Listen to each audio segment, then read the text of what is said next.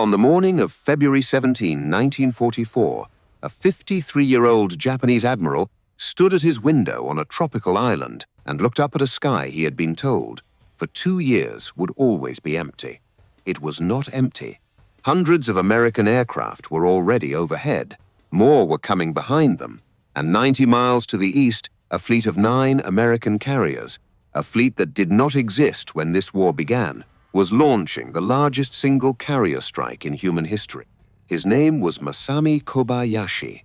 He commanded the 4th Fleet of the Imperial Japanese Navy at Truk Lagoo, a place his admirals had called, with absolute confidence, the Gibraltar of the Pacific, a place the Americans, they said, would never dare attack. In 48 hours, that fortress would no longer exist. And what the Japanese admirals said in the smoking ruins of that lagoon, what they wrote in their diaries, what they confessed after the war, would change how we understand the Pacific War forever. This is the story of those 48 hours. Truk Lagoo, Dublin Island. A few weeks earlier, another tropical morning like every morning before it. Vice Admiral Masami Kobayashi stands at the window of his headquarters and looks out across water that has not yet begun to shine. The sky is the color of old steel. The lagoon is still dark, but in the pre-dawn gray, he can see the silhouettes of his ships at anchor.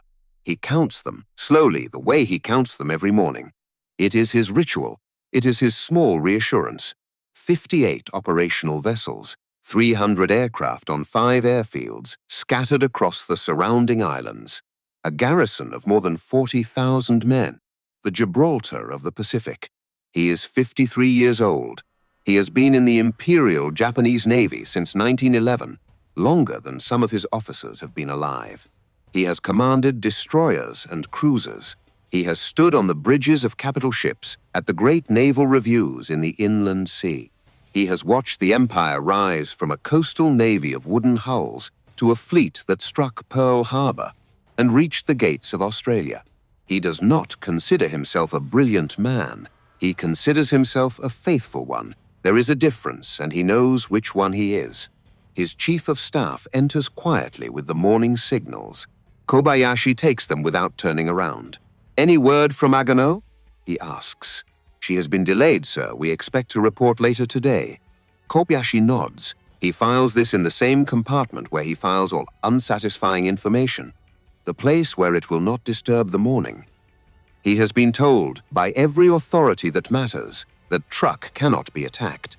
The intelligence officers in Tokyo have told him. Admiral Koga, his commander, has told him. The chart of the lagoon itself tells him.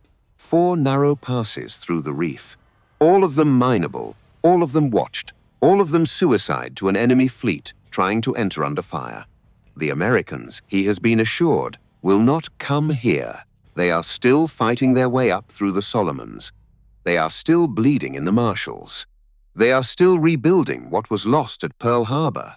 He believes this. He believes it because the alternative is unthinkable, and the Imperial Japanese Navy does not train its officers to think the unthinkable. It trains them to defend the thinkable until it can no longer be defended. 10 months earlier, in April of 1943, a transport plane carrying Admiral Isoroku Yamamoto was shot down over the jungles of Bougainville. The architect of Pearl Harbor, the most famous naval officer in Japan, the man whose face had become a kind of icon to his sailors, gone in an instant, killed by American P-38 fighters that had flown 1,000 miles on a single piece of decoded radio intelligence. The Empire mourned for weeks. The Empire also, quietly in private rooms at Navy headquarters, panicked. His successor was Admiral Minichi Koga, 58 years old. A competent and respected officer who had spent his career in the long shadow of more flamboyant men. Koga was a planner. He was cautious where Yamamoto had been bold. He believed in preservation where Yamamoto had believed in decisive action. When he took command of the combined fleet, Koga inherited 2 things. He inherited a navy that had already begun to lose more ships than it could replace. And he inherited the unshakable doctrine of the Kantai-Kessen, the decisive battle, the single great clash of fleets that would, in one afternoon, restore everything. Koga believed in the decisive battle. He simply did not believe that 1943 was the time to fight it, so he waited. He waited at Truk through the summer. He waited as the Americans took Tarawa in November. He waited as they took Kwajalein in early February. He waited, and he protected his battleships, and he wrote careful operational plans that assumed the enemy would attack on his terms, in his time, in waters of his choosing. He did not yet understand that the enemy had stopped asking for his terms, February 4th, 1944, 12 days before Agano dies, 2 weeks before everything else. The morning is clear over Truk. The lagoon is quiet. Kobayashi is at breakfast when the telephone rings. Admiral, 2 enemy aircraft very high, heading 090. They have already passed over. He sets down his cup. He listens. The duty officer continues.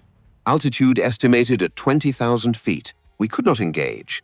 They were too high for our fighters and too fast for the guns. Kobayashi asks one question. What kind of aircraft? There is a pause on the line. 4-engined, heavy bombers. American Marine Corps markings. We believe they were PB-4Y Liberators, operating out of the Southern Solomons. Kobayashi sets the receiver down very slowly. He walks to the window. The lagoon is bright now. The water is a deep tropical blue. The ships are still at their moorings. The cranes are still working. The seaplanes are still taking off from the small harbor on Eaton Island. Everything looks exactly the way it has looked for 2 years. And yet, somewhere overhead, somewhere in the cold, thin air above his fortress, 2 American aircraft have just photographed every ship he has. They have counted his tankers. They have measured the spacing between his cruisers. They have marked his airfields, his fuel dumps, his repair facilities, his ammunition depots. They will land in the Solomons by afternoon. The film will be developed by evening. The photographs will be on Admiral Nimitz's desk in Pearl Harbor within 36 hours. And Kobayashi understands, in a way he has not allowed himself to understand before, that the Americans have not been waiting for him to invite them. They have been preparing to come without an invitation. He says nothing for a long minute. Then he tells his chief of staff, "Send the report to Palau. Admiral Koga must know tonight." 6 days later, February 10, 1944, the reply from Admiral Koga arrives in the form of a coded signal that takes the cipher officers an hour to decode. When Kobayashi reads it, he reads it twice. Then he reads it a third time. It is not what he expected.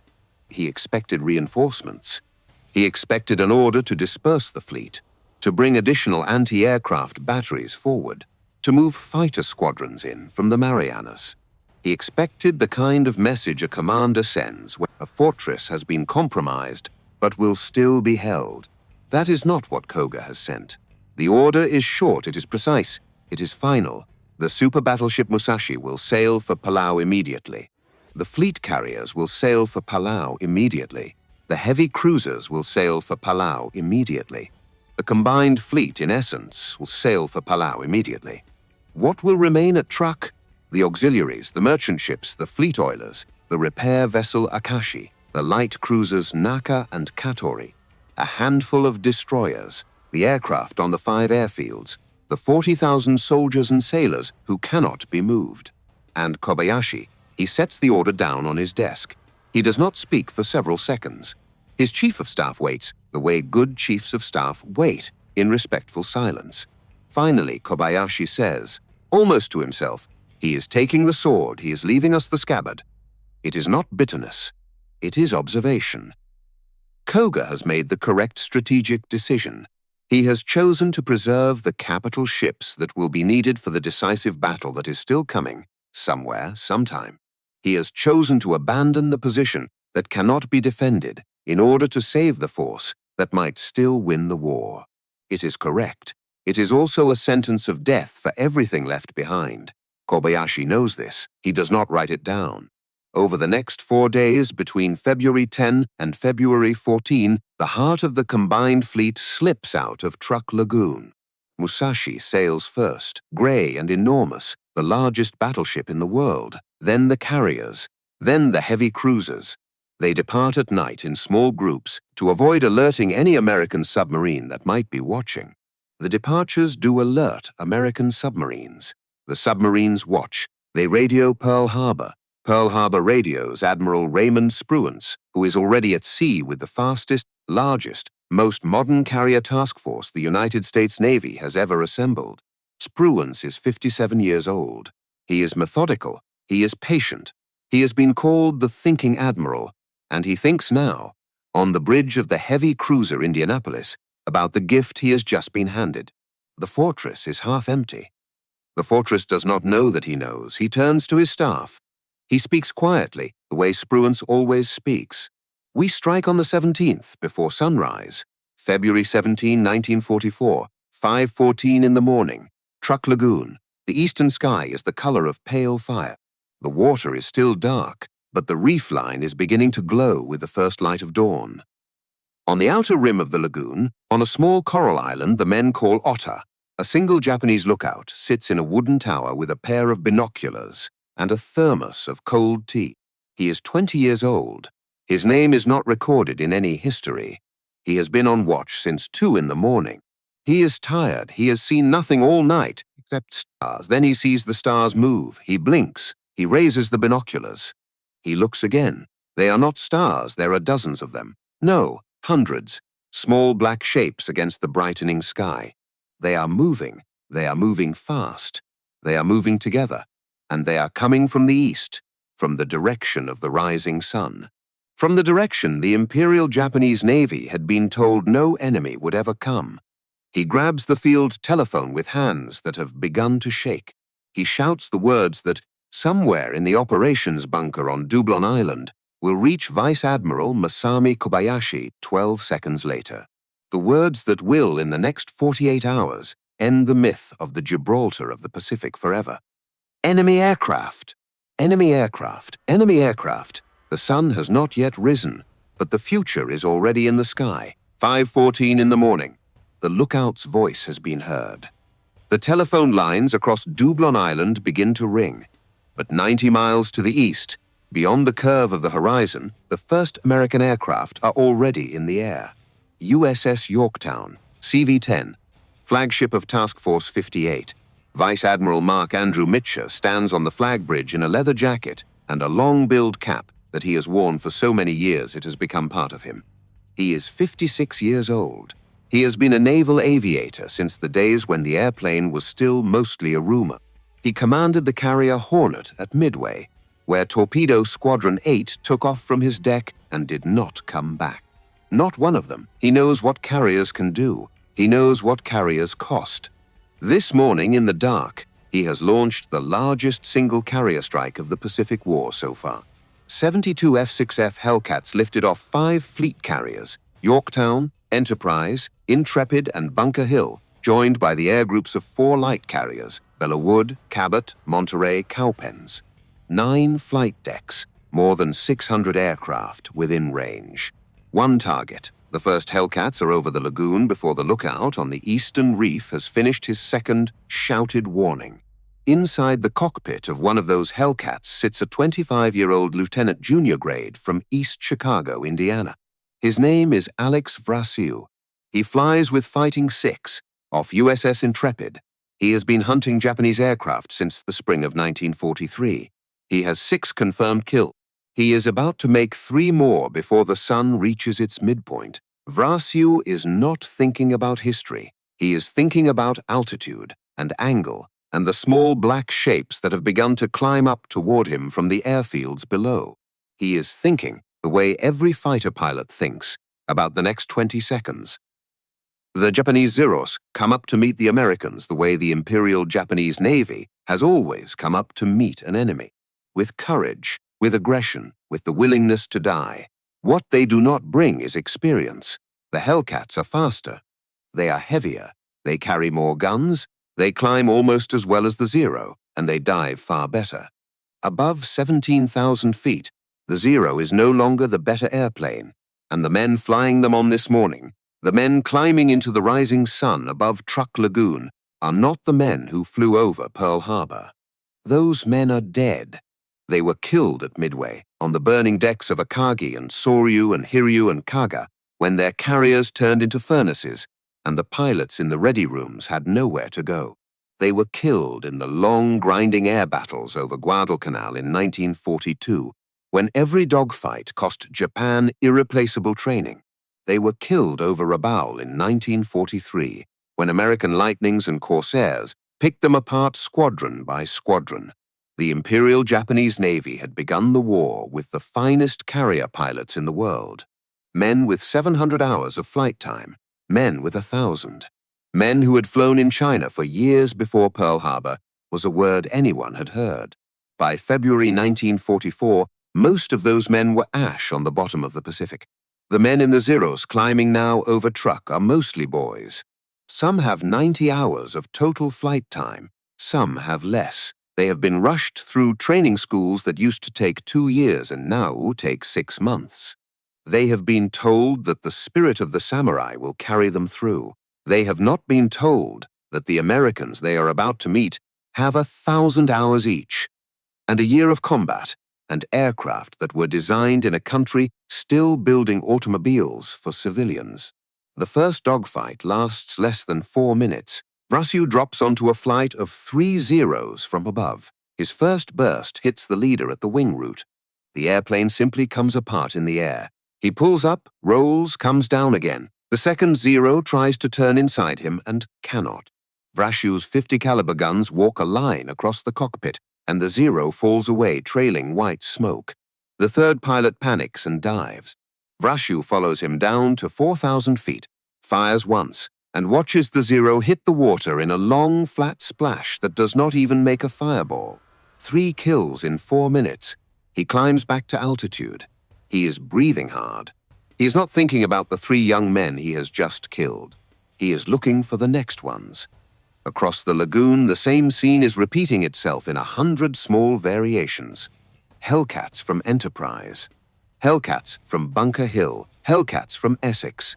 They are not slower than the early war reports claimed, and they are not better airplanes than the Japanese will admit until decades later. They are simply, for the first time in this war, in numbers the Imperial Japanese Navy cannot match. By 7 in the morning, 56 Japanese aircraft are burning, in the air or on the ground. By 8, the number is over 100. By 9, the airfields on Dublon and Eton and Param and Moen are no longer airfields. They are scrapyards. The sky over Truk Lagoon belongs to the United States Navy, and the second wave is already coming in. These are the dive bombers, the SBD Dauntlesses, the new SB-2C Helldivers, and the Avengers, the TBF and TBM torpedo bombers, heavy with 500 and 1,000-pound bombs, and aerial torpedoes that have finally, after 2 years of fixing them, started to work properly. They are not interested in airplanes anymore. They are interested in ships. There are 50 Japanese ships in the lagoon. There is nowhere for them to go. The first ship to die is the Ikoku Maru. She is an armed merchant cruiser, built in 1940 by Tama Shipbuilding for the line under a naval subsidy. Requisitioned by the Imperial Japanese Navy in 1941. Less than 4 years old on the morning she dies.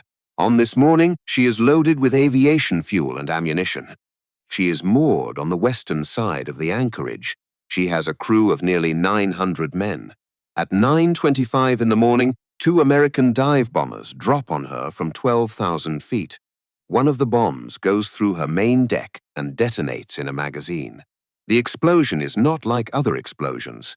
Witnesses on Dublon Island, 4 miles away, will say later that the sky itself turned white for a moment. A column of fire rises 700 feet into the air, dragging pieces of ship and pieces of men with it. The shock wave knocks down trees on the shore. It shatters windows on every island within sight. It also destroys one of the American aircraft that just dropped the bomb. The pilot, climbing away in the half-second after release, is engulfed in the rising fireball before he can react. The airplane and its crew simply vanish. No wreckage, no parachutes.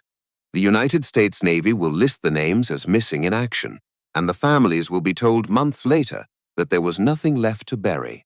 Ikoku Maru is gone in under 30 seconds. Of her 900-man complement, only a handful survive. She is the first. She is not the last. Behind her, the fleet oilers begin to die. Shinkoku Maru takes 3 direct hits and starts pouring burning oil across the lagoon. Fujisan Maru, loaded with high-octane aviation gasoline, becomes a tower of orange flame that climbs higher than her own mast. The thick black smoke rolls across the water. Within an hour, the surface of the lagoon is on fire in a dozen places at once. Men who jump from sinking ships find themselves swimming in burning gasoline. The light cruiser Naka, trying to get underway, makes it perhaps 400 yards before two Avengers from Bunker Hill put torpedoes into her port side. She rolls over and sinks in less than 3 minutes. Most of her crew goes down with her. By 11 in the morning, the lagoon is no longer a lagoon. It is a graveyard with no markers. But the killing is not only happening inside the reef. 90 miles out, Vice Admiral Mitchell's carriers turn into the wind to recover their first wave. And at about the same time, 20 miles west of the lagoon's entrance, a second American formation is closing on Truk from a direction the Japanese never expected. This is Task Group 59, the Surface Action Group, and it is being led, personally, by Admiral Raymond Ames Spruance. Spruance does not have to be here. He is the commander of the Fifth Fleet. He is the senior officer in the entire Central Pacific. He could be 1,000 miles away, at his desk, reading reports.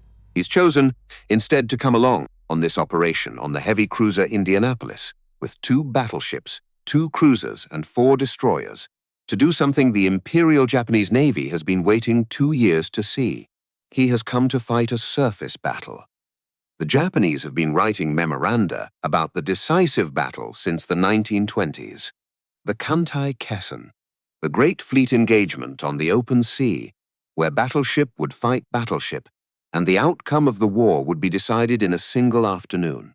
The Americans have refused to give it to them until now. Spruance has brought Iowa and New Jersey. These are the newest battleships in the United States Navy. They displace 45,000 tons each. They carry 9 16-inch guns apiece. They can make 33 knots, faster than any battleship Japan has ever built. They have been at sea for less than 4 months. He is bringing them to Truk to use them. His orders are simple. Find any Japanese warship that escaped from the lagoon during the night. Sink it. The first contact comes at 12:30 in the afternoon. The light cruiser Katori, slow and aging, trying to make her way north toward the empty horizon, is spotted by an Avenger from Cowpens. The Avenger radios her position. Iowa and New Jersey turn toward her at 28 knots. Katori never has a chance. The first 16-inch salvo from Iowa straddles her at 20,000 yards. The next salvo hits. A 16-inch shell weighs 2,700 pounds. It travels at twice the speed of sound. When it strikes a light cruiser, the cruiser does not absorb the blow. The cruiser disintegrates around the point of impact. Katori begins to break apart while she is still afloat. Her bow lifts. Her stern settles. Her crew, those who are still alive, jump into a sea already on fire from oil pouring out of her ruptured tanks. She is gone in 19 minutes. The destroyer Maikaze is escorting her. Maikaze is less than 3 years old. She displaces 2,000 tons. She has 6 5-inch guns in 3 twin mounts and 8 torpedo tubes. Her captain knows, the way every Japanese destroyer captain knows, what is expected of him. He turns toward the American battleships. He runs his torpedoes out.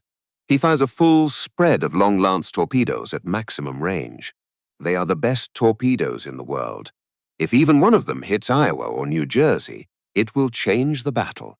It might even change the war. The torpedoes run true. They run for the American line. They do not arrive in time. Because the American destroyers, Izard and Burns and Bradford and Charette, have already opened fire with their 5-inch guns. They are closer to Maikaze than the battleships are. They have radar fire control. They do not need to see her clearly. They simply need to know where she is. Within 4 minutes, Maikaze is on fire from bow to stern. Within 7, she has stopped moving. Within 10, she rolls over and disappears, taking her entire crew with her. There are no survivors, not one. Her torpedoes pass harmlessly through the water where Iowa had been 30 seconds earlier. The American formation has already turned. A few ships manage to slip past Spruance's gun line in the confusion and disappear into a rain squall to the north. The destroyer Nowaki. A few small auxiliaries, they will reach Japan, they will tell the story, but the rest of the surface forces that left Truk during the night are dead by sunset. And the carriers are not finished. The afternoon is spent grinding through whatever is left. Cargo ships, tankers, submarine tenders, patrol craft. The destroyer Fumizuki, hit by dive bombers, sinks where she is anchored. By 6 in the evening, the lagoon has been burning continuously for 12 hours. The sun goes down through a curtain of black smoke that stretches from horizon to horizon. Up da dan dan vau sao chep, tuan bo duan zuide va dan vau cho vu swa. 90 miles to the east, Task Force 58 is preparing for the night. The carriers maintain their formation. The combat air patrol thins as the sky darkens. Mitch's pilots are exhausted. They have flown all day, they will fly again before dawn. But before they do, the war comes looking for them. At 3 minutes after 10 in the evening, a single Japanese aircraft appears low over the water on Task Force 58's southwest flank. It is a Nakajima B-5N. The Allies call it the Kate. It is the same kind of torpedo bomber that helped sink the battleships at Pearl Harbor. It is now obsolete. Its pilot is one of the few veteran flyers left in the air group at Truk. He has been told that an American carrier task force is operating somewhere east of the atoll. He has been ordered to find it. He finds it. The raider on the American picket destroyers catches him too late. He drops his torpedo at 600 yards. The torpedo strikes USS Intrepid on the starboard side, aft, just below the waterline. Intrepid is brand new. She has been in commission for less than 6 months. The torpedo blows a hole the size of a delivery truck in her hull. Her steering jams hard over. She begins to circle, helpless in the middle of the formation, while damage control parties flood compartments to keep her on an even keel. 11 sailors are killed. Most of them are in their 20s. One of them is 19 years old. He had written a letter home that morning that he had not yet finished. The Japanese pilot disappears back into the dark. He does not make it home. Neither side will ever know exactly where his plane came down. Intrepid does not sink, but she is finished as a fighting ship for this operation. By morning, she will be limping east, escorted by destroyers, on her way to Pearl Harbor for repairs that will take 3 months. Word of the strike reaches Mitcher on Yorktown within minutes. He does not cancel the night operation. He does not even delay it. He simply tells his staff to maintain formation, increase the picket screen, and proceed as planned. Because the Americans on this same night are about to do something the Imperial Japanese Navy has never seen before. They are going to keep attacking after dark. USS Enterprise, the Big E, the oldest American fleet carrier, still afloat. On her flight deck, in the cold tropical night, 12 TBF Avengers are being prepared for a mission that has never been flown before in the history of the United States Navy. They are going to bomb at night, by radar, from a carrier. The man leading the strike is Lieutenant Commander William Inman Martin. He is 33 years old. He commands Torpedo Squadron 10. He has been pushing for night carrier operations for over a year, against the doubt of more senior officers who consider night bombing impractical, dangerous, and probably impossible. Tonight, with one of Mitcher's carriers already wounded and limping east a few miles away, he is going to prove them wrong. The Avengers carry the new airborne radar in their bellies. The pilots have been trained, in secret, in overwater bombing runs in total darkness. They have practiced for months. Tonight is the first time they will do it for real, against a real enemy, with real anti-aircraft fire coming up at them. Martin briefs his men in the ready room. The briefing is short. There is not much to say. They have been over it 100 times. At 11 minutes after 2 in the morning on February 18, the first Avenger rolls down Enterprise's deck and lifts into a sky that has no moon. The Japanese on Truk do not hear them coming. The radar operators on the ships, those few who have radar, do not see them. The lookouts see only stars and smoke. The first warning of the attack is when the bombs begin to fall. In the next 2 hours, Martin's 12 Avengers will hit roughly a third of the remaining shipping in the lagoon. They will bomb tankers. They will bomb freighters. They will bomb everything that has a wake, a wireless signal, or a recognizable shape on radar. And they will do it without losing a single airplane. It is the most successful single carrier strike of the war so far. It is also the moment the Imperial Japanese Navy understands, in a way it has not understood before, that night is no longer safe. There is no longer any time of day when the Americans cannot find you. 2 American battleships have humiliated the Imperial Japanese Navy in a daylight surface action.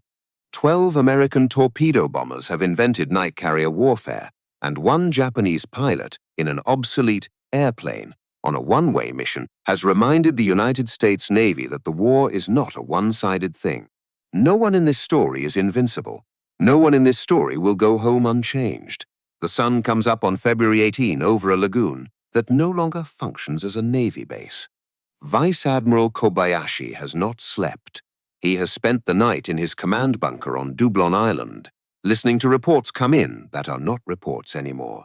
Tankers gone, cargo ships gone, repair facilities gone, fuel reserves gone, Naka gone, Katori gone, Aikoku Maru gone.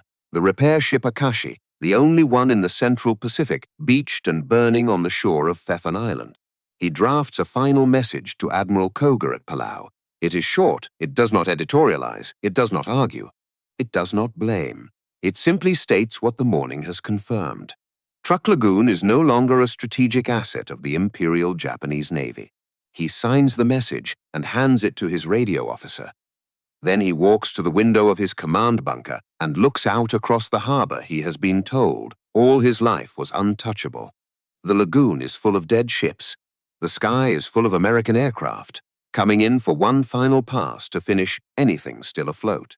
And somewhere behind him, in a city he will never see again, a teletype is already starting to print out the orders that will end his career. But that part of the story is still a day away. By the late afternoon of February 18, the American carriers turn east and disappear over the horizon. There is no parting salvo, no victory signal, no farewell. Task Force 58 simply finishes its work and moves on to the next objective, the way a man closes a door behind him without looking back. The lagoon they leave behind is unrecognizable. 270 Japanese aircraft destroyed. Roughly 50 ships sunk. More than 200,000 tons of shipping, oilers, transports, repair vessels, light cruisers, destroyers, gone in 48 hours. The fuel reserves that were meant to sustain the combined fleet for another year are burning on the surface of the water. The repair ship Akashi, the only one of her kind in the Central Pacific, lies broken and smoking on the beach of Pfeffern Island. She will be finished off by another airstrike 5 weeks later. By then, no one will be left to repair anything anyway. Vice Admiral Masami Kobayashi spends the evening of February 18 walking among the survivors on Dublon. There are not many to walk among. The garrison is still there, still numbering tens of thousands, but the fleet they were guarding is gone. The men salute him as he passes. He returns each salute carefully, the way he has done for 30 years. He does not speak. He has nothing useful left to say. The order from Tokyo arrives the next morning. February 19, 1944, he is to relinquish command of the 4th Fleet immediately to Vice Admiral Chuichi Hara. He is to return to the home islands at the earliest available transport. He is to consider his position at the disposal of the Navy Ministry, pending review. He reads the order once. He does not need to read it twice. It does not blame him in writing. It does not have to. In the Imperial Japanese Navy, you do not have to be told that you are finished. You only have to be told that someone else is taking your chair. Vice Admiral Chuichi Hara arrives a few days later. He is 54 years old. He commanded the 5th Carrier Division at the Battle of the Coral Sea 2 years earlier, where he watched Shokaku take 3 bombs and limp away on fire, and Shoho die in the first 10 minutes of the engagement. He has not commanded anything important since. He has been given Truk as a kind of professional rehabilitation. He arrives to find a graveyard. He will spend the rest of the war here, slowly going hungry with his men, watching American bombers come over every few weeks to flatten anything that has been rebuilt. He will surrender what is left of Truk to the United States Navy aboard the destroyer USS Stack in September 1945. Kobayashi, meanwhile, sails for Japan. He is not court-martialed. He is not disgraced in public. He is simply set aside. He spends the rest of the war in administrative posts that mean nothing. He outlives the empire he served. He dies quietly in post-war Japan, in a country that has chosen to forget most of the names of the men who lost the Pacific. The man who ordered the withdrawal of the combined fleet from Truk, the man whose decision left Kobayashi holding an empty anchorage, is not punished. His name is Minechi Koga, and he has at this moment about 6 weeks left to live. In Tokyo, the news of Truk is buried. The Naval General Staff forbids any public mention. The newspapers do not print the names of the ships that were lost. Japanese families who had sons aboard Aikokumaru or Naka or Katori or Maikaze will not learn what happened to them until after the war ends. The radio talks instead about victories elsewhere, victories that are not really victories, victories that are being invented in conference rooms to fill the silence. The empire has become a place where the truth has to be smuggled in. On March 31, 1944, 6 weeks after the smoke cleared over Truk Lagoon, Admiral Minechi Koga boards a 4-engined flying boat for an evacuation flight from Palau to Davao in the Philippines. A storm closes in. His aircraft disappears over the open sea. No wreckage is ever found. He is 58 years old. He has been Commander-in-Chief of the combined fleet for less than a year. The man who decided which ships would leave Truk and which ships would be left behind vanishes from history without a body to bury. A second aircraft carrying his Chief of Staff, Vice Admiral Shigeru Fukudome, goes down the same night near the island of Cebu. Fukudome survives the crash. He is captured by Filipino guerrillas before dawn. In the wreckage, in a watertight case that drifts ashore in the morning, the guerrillas find the entire defensive war plan of the Imperial Japanese Navy. The document is called the Z Plan. It lays out in detail how Japan intends to fight the next great battle for the inner defensive perimeter, the line that runs through the Mariana Islands. The guerrillas pass the document to American submarine officers. It is photographed, translated, and on Admiral Nimitz's desk within weeks. 3 months later, the United States Navy will use the captured Z Plan to destroy the Imperial Japanese Navy in the Battle of the Philippine Sea, what American pilots will call the Great Marianas Turkey Shoot. The road from Truk Lagoon to that disaster runs in a single straight line. After the war, an American intelligence team interrogates Fukudome at length. The transcripts are later catalogued in the records of the United States Strategic Bombing Survey. He is asked plainly when the Imperial Japanese Navy understood that the war was lost. Fukudome, who has had a year to think about the question, gives an answer that is shorter than the interrogators expected. His answer, recorded in the transcripts, came down to one idea. After Truk, the Imperial Japanese Navy understood there was no longer any safe place left in the Pacific. That is the lesson. Admiral Chester Nimitz in Pearl Harbor looks at the photographs of the burning lagoon and makes a decision that will shape the rest of the war. He will not invade Truk. He will leave it where it is. He will leave the garrison there. He will leave the Japanese flag flying over Dublon Island. And he will go around it. This is what the war becomes after February 1944. The Americans no longer have to take every island. They only have to take the ones they need. The rest are left to wither.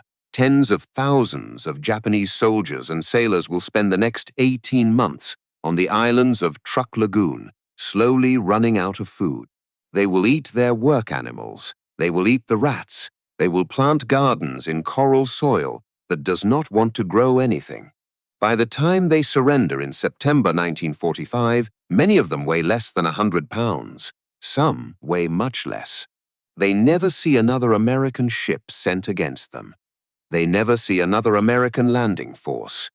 They are simply left there in the silence after the storm to find out what happens to men who are no longer worth the cost of conquering.